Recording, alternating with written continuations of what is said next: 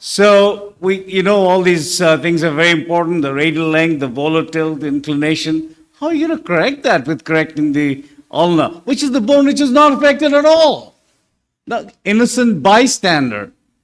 So the main thing is the radius, which is the problem.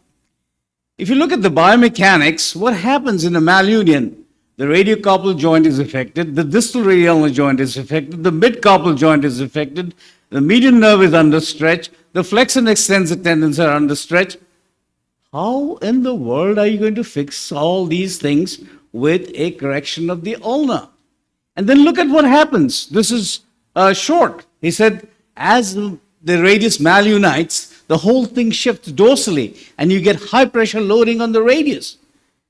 So the radius tilts, everything shifts dorsally, you get high pressure loading, and that's what causes the problems. So contact area between the scaphoid and the lunate decreases, and you get lots of loading. Increased load on the radius and TFC and ultimate arthritis.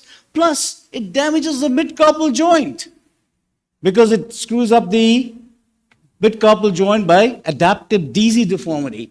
And how in the world are you going to correct that with correcting the innocent bystander? I would like to know.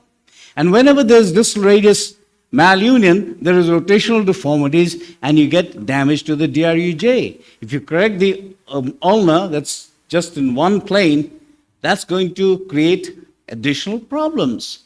So I would like my friend to explain how he's going to do that by correcting the straight bone, which has not been involved in this process at all. So biomechanics, we've talked about it.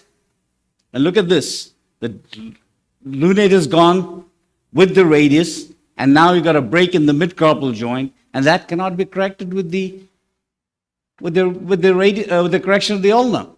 The median nerve, because of the tilt, has been stretched, and that cannot be corrected with the ulna.